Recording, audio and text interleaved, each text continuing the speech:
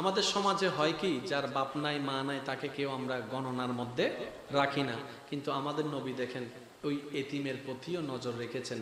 সেজন্যই তো বলা হয় Islam is the code of life. Islam হচ্ছে মানবতার ধর্ম, মায়ার ধর্ম, মহাব্বতের ধর্ম। হ্যাঁ, পরিপূর্ণ মুসলমান আমরা হতে পারি নাই, ব্যর্থতা আমাদের, ইসলামের নয়।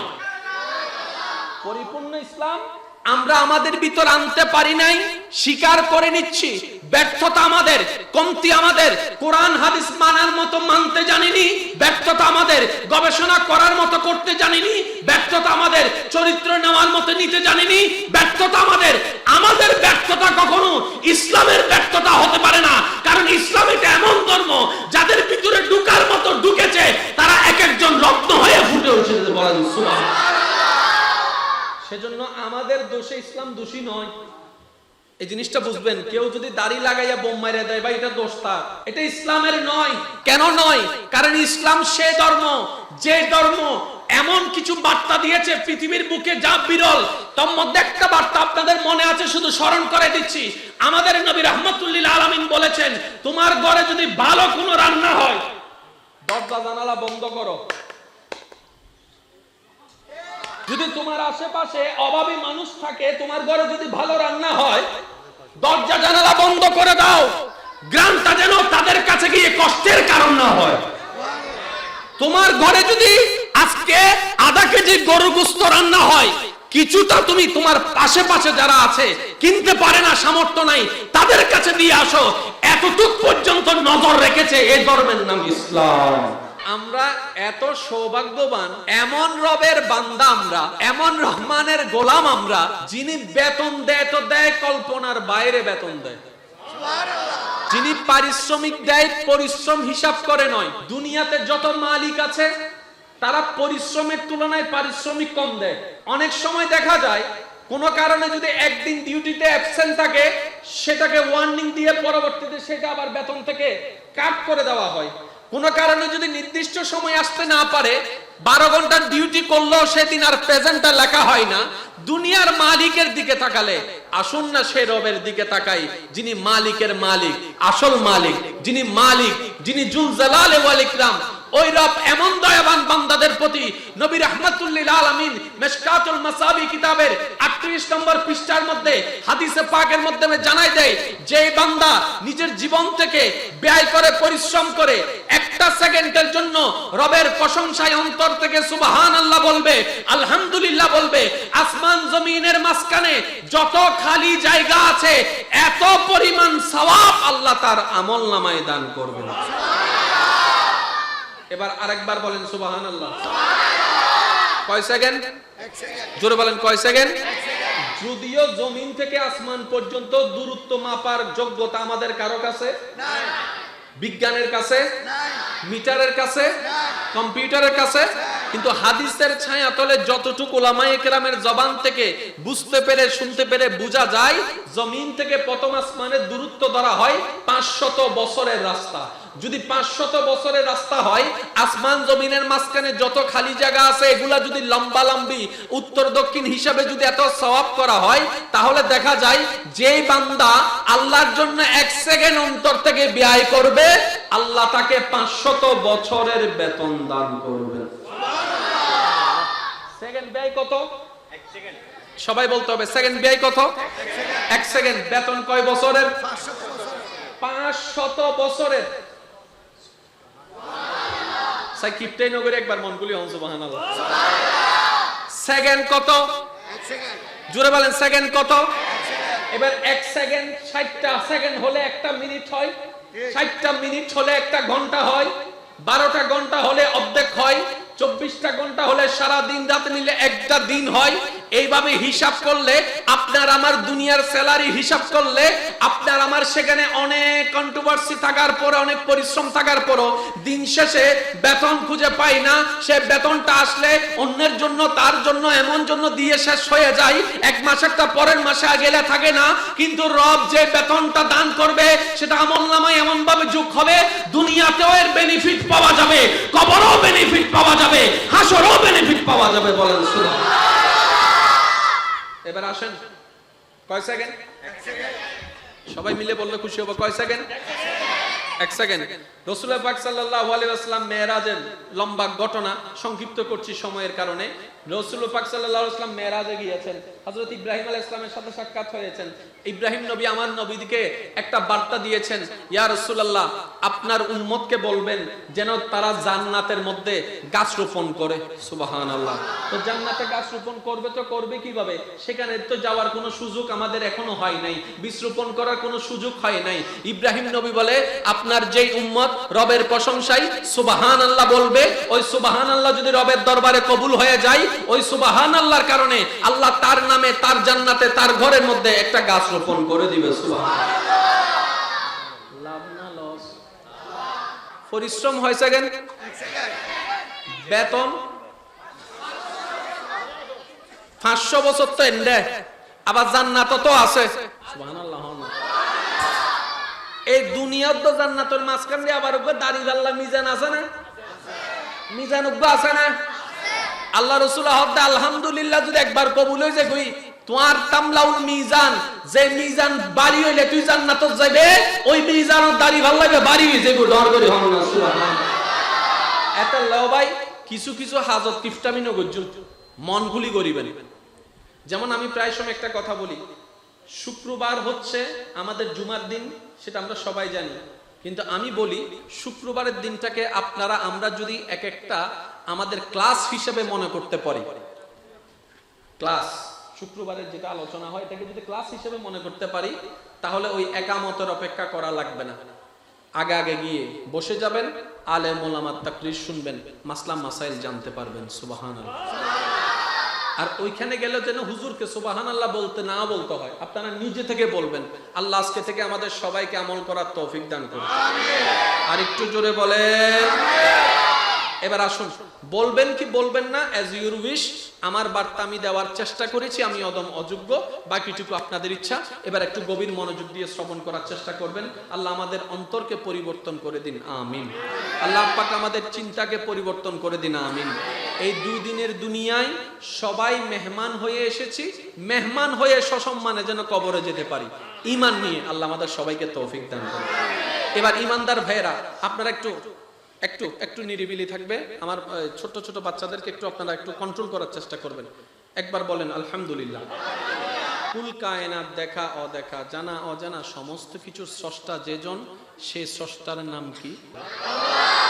সেই স্রষ্টার নাম আল্লাহ। 4 হরফের একটি নাম আল্লাহ, যেটাকে বলা হয় ইসমে জাত।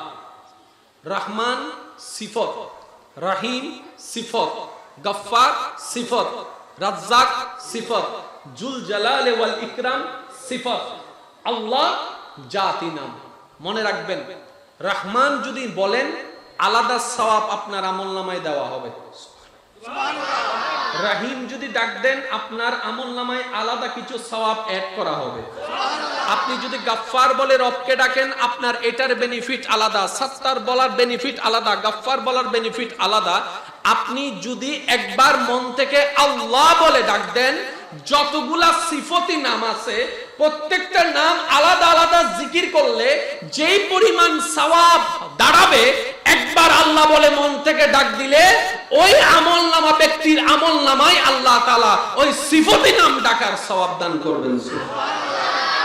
এবার সবাই মিলে একবার বলেন আল্লাহ। আর একটু মহব্বত করে বলেন আল্লাহ। আর একটু মহব্বত করে বলেন আল্লাহ। কেন আমরা করব? কারণ আমাদের সওয়াবের তুলনায় গুনাহ বেশি। আমার গুনাহ বেশি, আপনাদেরটা আপনারা জানেন ভাই। আমার সওয়াবের তুলনায় গুনাহ বেশি। তো গুনাহকে যদি কাটতে হয় আমাকে কিসের তলোয়ার দিয়ে কাটতে হবে? সওয়াবের তলোয়ার দিয়ে। তো সওয়াবের তলোয়ার তো আমার ভান্ডারে সওয়াব তেমন নাই, সেজন্য যেখানে নেকি পাবেন সেখানে কিপটামি করেন না, জাফাই করবেন। আর ইসলাম এমন একটা ধর্ম, কেমনে বুঝাই আপনাদেরকে। আল্লাহু আকবার। রাসূল পাক সাল্লাল্লাহু আলাইহি ওয়াসাল্লাম জিজ্ঞেস করছেন সাহাবাদেরকে, সবচেয়ে উত্তম ঘর কোনটা বলো তো? আমাদের ক্ষেত্রে উত্তম ঘর কি, ভালো ঘর কি? যেখানে টাইলস থাকবে, এসি থাকবে, বড় বড় বিল্ডিং, 20 তলা 30 তলা, যত লাক্সারি জিনিস আমাদের কাছে সেটা হচ্ছে সবচেয়ে উত্তম। ইসলাম কেমন ধর্ম দেখেন। আল্লাহু আকবার।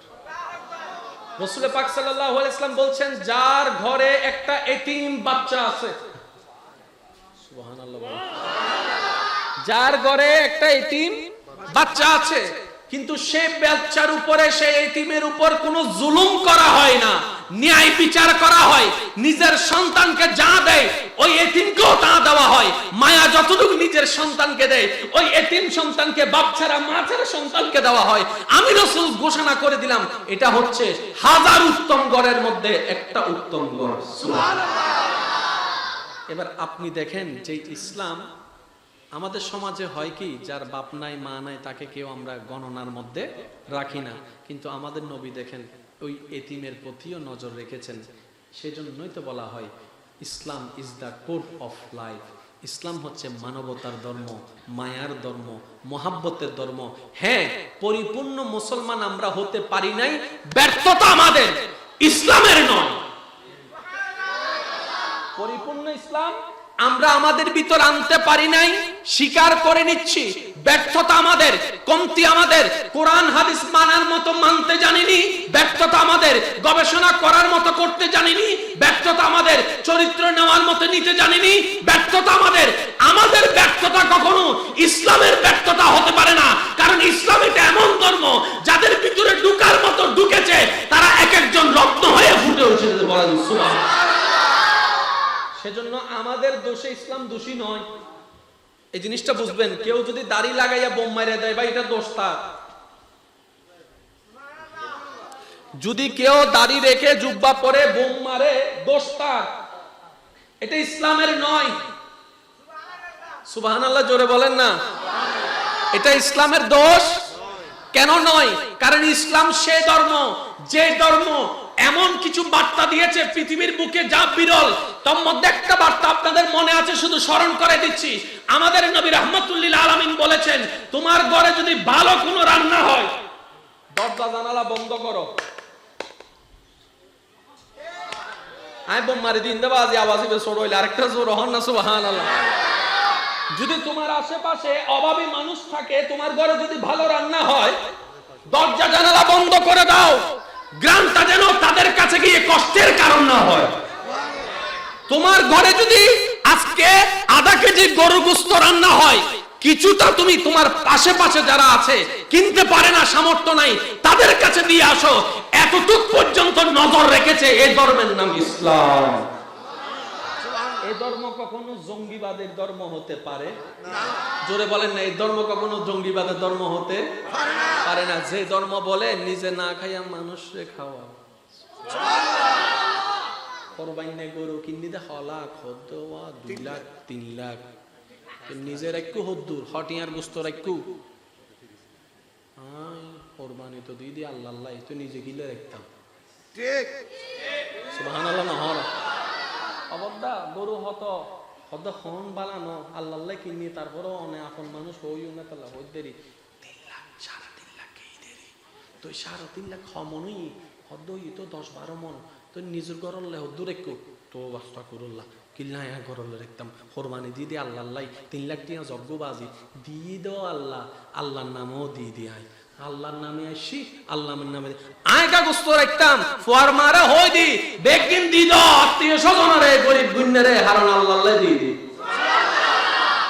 তো এ কোরবানি বহুত জন গরু গোস্ত আল্লাহর রহমতে খাইতে জিনে নাও পারে, জোর হন না ফাইজেনে নাও পারে, বহুত জন 6 মাসও কিনি হাই না পারে দিল্লা মানুষ আল্লাহর রহমতে কোরবানির নাম দিয়ে খাইতে জি। তো কোরবানি বা হন ধর্ম হদ ইসলাম ধর্ম, ও ইসলাম তুই বিল্লে করে কিল্লা দিলে দে আল্লাহ হদ তোরা রক্ত আর হাসাইস তুনু গোস্ত আর হাসাইস তুনু, তোরা তাকওয়াই নাই বুঝে আল্লাহ তাকওয়াই কি হদ তোরা মানসু বেকুল তো বেশি ভালোবাসা রে টিয়ারে দনরে চাই চাই হন হন আন নামে টিয়া কোরবানি দিতে আর বেকুল সামনে আই কোরবানি দিয়ে দেখাই দে।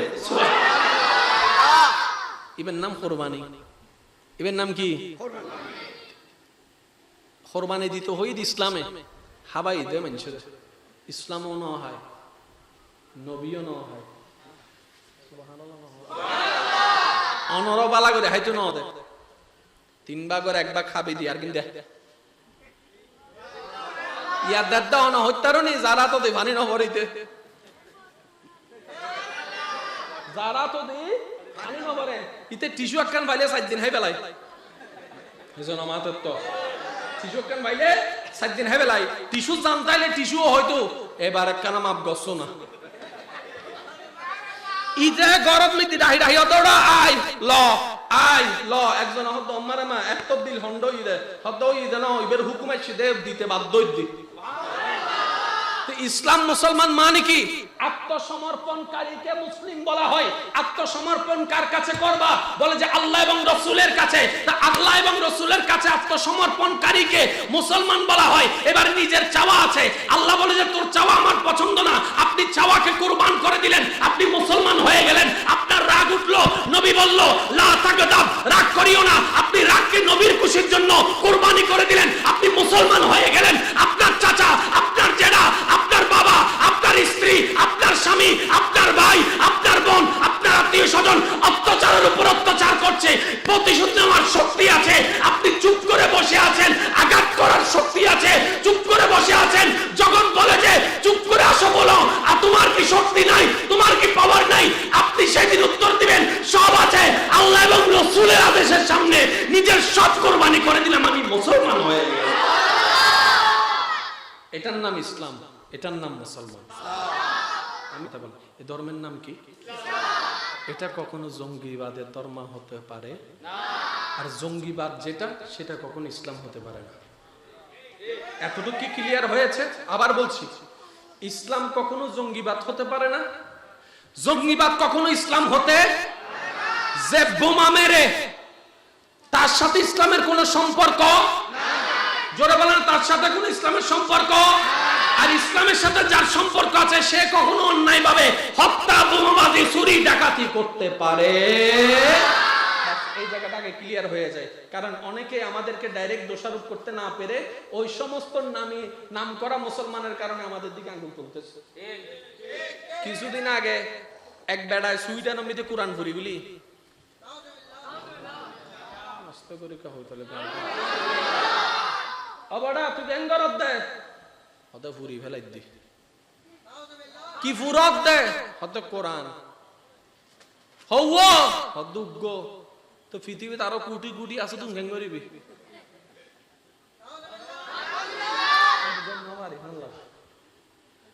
তুই ফুরত দে হব আরো হাজার হাজার কোটি কোটি আছে তুমি গেঙ্গরিবি হদে দুন কি ফুরন সম্ভব না তো এই দুন যাতে ফুরিন না বারর তুই বেকা ফুরর তোর যদি এত পাওয়ার থাকে তুই কোরআন নুফুরিয়ে রে নুসরিয়ে রে বাগর বাচ্চা যদি হস কোরআনের আয়াত লইয়া যুদ্ধ করছ না কোরআন তত্ত্ব লইয়া যুদ্ধ করছ না ওয়াল্লাহি ওয়াল্লাহি ওয়াল্লাহি বিজ্ঞান মৃত্যু হয়ে যাব বিজ্ঞান চ্যালেঞ্জ করব এন্ড কোরআন হতা হই উঠি বলছ আর বেগুন হার ফেটা তুলে ছিদেও ভাই জোর হ না হার ফেটা তুন আল্লাহ তুন তাইছি হার ফেটা তুন আইছি হই এন্ড হদুন হদুন হাতরতুন বাইরে ফানলা রে তালে সব ঘুরে বইতে কি আর বেগুন হতুনে ছিদি মার ফেটা তাইছি দে হাতুন বাফতুন ওয়াকানা জোর জোর হইউন মার ফেটা তাইছি দে আই মার ফেটা তাই সুন্দরনে হাতুন ওয়া ভাইয়ে নামাইতুন কেন আর বেগুন মার ফেটা তাইছি দে হাতুন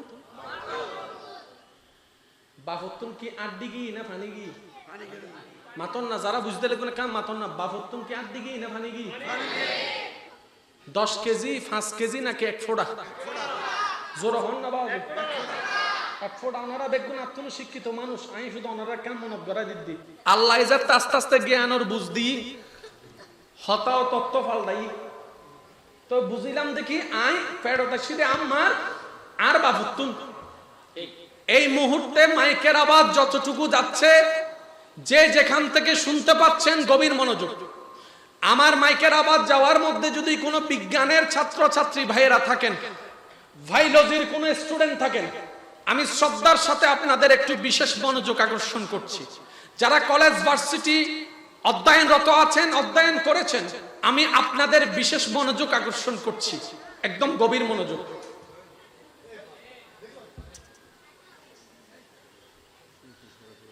কিছু বলার নেই আমার আমি আমার আম্মার পেটে এসেছি যখন নানার বাড়িতে ছিল আমার মা বিয়ের আগে, তখন কিন্তু আসেনি। একটা সময় যখন আমার আব্বা আম্মাকে এনেছেন, মহাব্বত হয়েছে, আল্লাহর হুকুম হয়েছে, আমি আমার মার পেটে, আপনি আপনার মার পেটে। কয় মাস ছিলাম? 9 মাস, 9.5 মাস, 10 মাস, 10 মাস 10 দিন, 10 মাস 12 দিন, আল্লাহ যতদিন চেয়েছেন। পয়েন্ট একটু নোট করবেন, আল্লাহ যতদিন চেয়েছেন। অনেক সময় 7 মাসেও বাচ্চা হয়ে যায়, অনেক সময় 8 মাসেও হয়, আবার অনেক সময় ডাক্তারে ডেলিভারি হওয়ার যে টাইমটা দেয় সেটা ওভার হয়ে যায়, 3-4 দিন ওভার হয়, তারপরে হয় না। ও ডাক্তার আপনি বলেছেন 9 তারিখ হবে, এখনো পেইন অনুভব হচ্ছে না কেন? ডাক্তার বলে যে এরকম অনেক সময় হয়। আমরা ডেট যেটা দিই সেটা তো অনুমানের ডেট, সম্ভাব্য ডেট, আসল ডেটটা তো রবি ঠিক করে রেখেছে। কম্পিউটার যেটা দেখায় সম্ভাব্য, আনুমানিক, আর আনুমানিক মানে অনুমান, অনুমান মানে হতেও পারে নাও হতে পারে, 50-50, বৃষ্টি হতেও পারে নাও হতে পারে, 50-50। অনেক সময় মেঘলা আকাশ, বৃষ্টি হওয়ার সম্ভাবনা 99%। এমনও অনেক সময় আমাদেরকে ছাকা দিয়ে ব্যাখ্যা করে আবার রোদ উঠে গেছে, এমনও আবার বৃষ্টির কোনো সম্ভাবনা নাই, সূর্য মামা পাওয়ার দিয়ে আছে আলো, হঠাৎ করে বৃষ্টি, তারা সিডিং গকলা হই দি ইয়েলের বিয়া আমাদের তো হন, বৃষ্টির কোনো সম্ভাবনা নাই, রোদ উঠে আছে, বৃষ্টি পড়ছে। এমন কেন? আবহাওয়া অধিদপ্তর বলে আমরা যা বলি অনুমান, গভীর মনোযোগ, আমরা যা বলি অনুমান, আমাদের জ্ঞান অনুমান, আমাদের চোখ অনুমান, আমাদের কম্পিউটার অনুমান, আসলে তো হয় ওইটাই। রব যেটা চাই, রব যেটা হুকুম দেয়, চিৎকার দিয়ে বলেন সুবহানাল্লাহ। এবার আসেন, আমি আম্মার পেটে ছিলাম 9 মাস, আপনি ছিলেন 9.5 মাস, আরেকজন ছিল 10 মাস, আরেকজন ছিল 10.5 মাস, আরেকজন ছিল 11 মাস। এভাবেই হচ্ছে, অনেকে 3 দিন, অনেকে 4 দিন, এমনও ওয়াকিয়া পাওয়া যায়। শুধু এতটুকু বলি, আমি যখন আম্মার পেটে গিয়েছি, আমি যখন দুনিয়াতে আসলাম, আমার তখন 2টা চোখ। আমি শুধু বলতে যাব, আপনারা শুধু ইশারা ইশারায় বলবেন সুবহানাল্লাহ। তাই দেখি কিভাবে বলবেন। রবের নাম দিয়ে নিজের জবানকে পবিত্র করার চেষ্টা করুন, মহাব্বতের আওয়াজে বলেন সুবহানাল্লাহ। আপনারা নিজের আওয়াজটাও দিবেন, আমার মা বোন যারা দূর থেকে শুনছেন তাদের আওয়াজটাও আপনাদের সাথে অ্যাড করে একবার বলেন সুবহানাল্লাহ। আমি যখন দুনিয়াতে আসলাম, আপনি যখন আমাকে দেখলেন, আপনি যখন দুনিয়াতে আসলেন, আপনাকে অন্যজন দেখলো, আপনার সন্তান যেদিন দুনিয়াতে আসছে, আপনি যেদিন কোলে নিয়ে দেখলেন, তার 2টা চোখ আছে, 2টা কান আছে, একটা নাক আছে, 2টা ছিদ্র আছে, একটা মুখ আছে, একটা জিহ্বা আছে, একটা আলা জিহ্বা আছে, মারি আছে, থুতনি আছে, ঠোঁট আছে, ভ্রু আছে, কপাল আছে, চুল আছে, চুলফি আছে, কান আছে, কানের ভিতরে পর্দা আছে, হাত আছে, কনুই আছে, কবজি আছে, আঙ্গুল আছে, মধ্যম আঙ্গুল আছে, বৃদ্ধ আঙ্গুল আছে, কোমর আছে, হাঁটু আছে, পা আছে, পায়ের পাতা আছে, পায়ের আঙ্গুলি আছে, 5টা আবার 5 রকম আঙ্গুলি আছে, উপরের ঠোঁট আছে, চামড়া আছে, পশম আছে, নিচে পশম নাই এরকম আছে, কোমর আছে, আপনার হাঁটু আছে, এটা আছে, সেটা আছে, বাহিরের যেটা সেটা তো বললাম। এবার যখন এক্সরে মেশিন দিয়ে দেখলো বাচ্চার ভিতরে, আপনার বাচ্চার ভিতরে আপনি দেখলেন, দেখে যে সেখানে একটা কলিজা আছে, একটা হৃৎপিণ্ড আছে, 2টা কিডনি আছে, একটা হার্ট আছে, একটা আঁতুড়ি আছে, একটা গুর্দা আছে, আবার রক্ত মেশিন আছে, রক্ত পরিশুদ্ধের মেশিন আছে, খানা হজম হওয়ার মেশিন আছে, পায়খানা হওয়ার মেশিন আছে, প্রস্রাব হওয়ার মেশিন আছে, ছিদ্র নালী আছে, মল নালী আছে, সেটা বের হওয়ার রাস্তা আছে। এবার এত কিছু হলো যে বাচ্চাকে আপনি দেখলেন, আপনি নিজেরটা কল্পনা করেন, কিংবা আপনি যাকে দেখেছেন তাকে কল্পনা করেন, বের হলো কোন জায়গা থেকে? আম্মার পেট থেকে। কতদিন ছিল?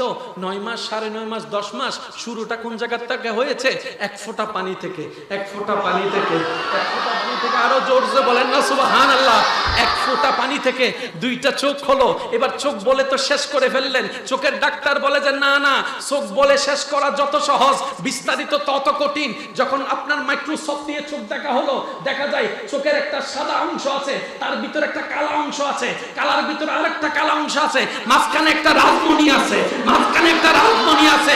চোখের ভিতরে কত পার্ট, ব্রোর ভিতরে কত পার্ট, পশমের ভিতরে কত পার্ট। লোম, হাতের পশম একরকম, পায়ের পশম একরকম, মাথার গুলো একরকম, ব্রোর গুলো একরকম, চেহারার গুলো একরকম, দাঁত একটা এক রকম, সামনের দাঁত একরকম, পাশের দাঁত একরকম, মারির দাঁত একরকম, চোখ একরকম, জিহ্বা একরকম, আলা জিহ্বা একরকম, আতুরি একরকম, কলিজা একরকম, কিডনি একরকম। এবার বিজ্ঞান বলে, জগৎ বলে, হাউ ক্যান পসিবল, এক ফোঁটা পানি থেকে এত কিছু হয় তো হয় কেমনে?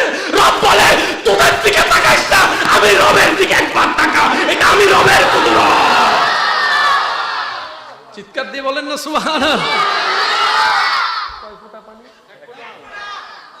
বোম মারি দিন দেখুন আওয়াজ বেশি বল। কয় ফোঁটা পানি? আমার সময় শেষ, আর মাত্র 10 মিনিট, গভীর মনোযোগ। কয় ফোঁটা? এক ফোঁটা দিয়ে এত কিছু। এবার আসেন মজার একটা বিষয় বলি, কষ্ট নিচ্ছেন না তো? এই টিস্যুটাকে যদি আপনি, কোম্পানি যতটুকু বানিয়েছে, এরপরে যদি আপনি টানেন কি হবে দেখুন। সিরার একটা ডিজাইন আছে, এই দেখুন আগে কিরকম হয় দেখুন, দেখছেন? এই ফাঁকতেছে টিস্যু যেমন, আমাদের চামড়াও তেমন।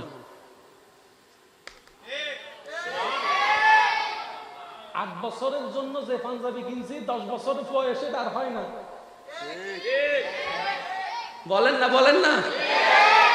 কিন্তু একটা নির্দিষ্ট বয়স হওয়ার পরে যে পাঞ্জাবি কিনবেন, মরণ পর্যন্ত পড়তে পারবেন, সেটা আর ছোট হয় না। যদি একটু বুঝার চেষ্টা করেন, 10 বছর ওয়ালা পাঞ্জাবি 12 বছরে, 12 বছর ওয়ালা জুতা 15 বছরে, কিন্তু একটা সময় গিয়ে যে জুতাটা কিনবেন সেটা 20 বছরে পরা যায়। কিরে, আমি ভাবতে লাগলাম আমি যখন 10 বছর 12 বছর ওয়ালা পাঞ্জাবি পড়তে পারি না, আবার যখন 12 বছর হলাম 8 বছর ওয়ালা পাঞ্জাবি পড়তে পারি নাই, তার মানে কাপড় তো বাড়েও নাই কমেও নাই, আমি বাড়ছি। আমার পায়ের সাইজ বাড়ছে, আমার লম্বার সাইজ বাড়ছে, কিন্তু আজকে 15 বছর ধরে একই পাঞ্জাবি পরি কেমনে? তার মানে বোঝা যায় আমার সাইজ আর বাড়ে না। তার মানে নির্দিষ্ট একটা বয়সের পরে সবার সবকিছু থেমে যাবে, লম্বা আর হবে না। মোটা হওয়ার সুযোগ থাকলেও পায়ের সাইজ বাড়ার কোনো সুযোগ নাই।